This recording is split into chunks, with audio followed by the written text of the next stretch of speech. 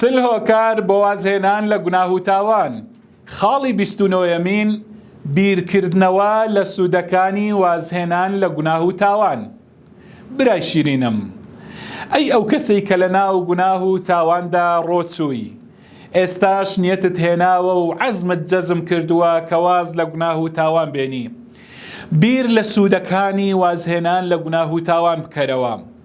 ئەگەر شەیتان ڕێت نادات و دەیەوێت بەردەوام بی، بیر لە وازهێنان بکەوە کاتێک کە تۆ واز لە گوناه و تاوان دێنی چەندە سوود و کەڵک و قازانج بە خۆت دەگەێنی.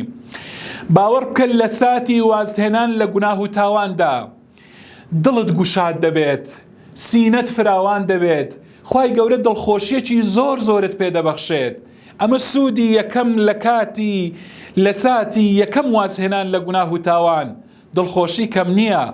اینجا پاش دڵخۆش بوون سەفای دەروون و بەڵێ سەفای نەفست بۆ دەگەڕێتەوە.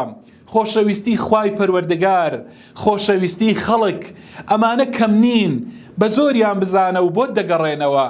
جا سوودی زۆر زیاتری هەیە کە سوودت پێدەگات. لەوانە کەسایەتیت پلە و پایەت جارێکی تر بەرز دەبێتەوە لە ناو خەڵکدا، کەسایەتیت بۆ دەگەڕێتەوە، ناموس و عەرز و ناموست پارێزراو دەبی، سەروەت و سامان و ماڵت پارێزراو دەبی. بەڵێ لە بە هەدەرچوون و لە بەفیڕۆچوون ماڵ و سامانی خۆت دەپارێزی، پارێزراو دەبی. اینجا ژیان و گوزەران و ڕاحەتی گیان و بەدەنت جارێکی تر بۆ دەگەڕێتەوە. دڵت بەهێز دەبیت، دەروونت گوشاد دەبیت، وەکو گوتم دڵخۆش دەبی، خەم و خەفەتت کەم دەبێتەوە. کاتێک کە واز لە گوناه و تاوان دێنی دڵنیابە خەم و خەفەت کەم دەبێتەوە. اینجا بە عیزەتی دەروون، عیزەتی نەفس، ئەمانە کاتێک کە مسلمان واز لە گوناه و تاوان بێنیت بەڕاستی عیزەتی دەروونت بۆ دەگەڕێتەوە. ڕزق و ڕۆزیت، کاروبارەکانت هەمووی بۆت ئاسان دەبن.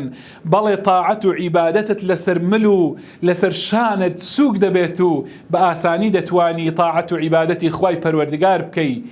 سوودی لە هەمووی گەورەتر بەدەستهێنانی بەهەشتی نەبراوەی خوای پەروەردگارە کە بەدەستی دێنی.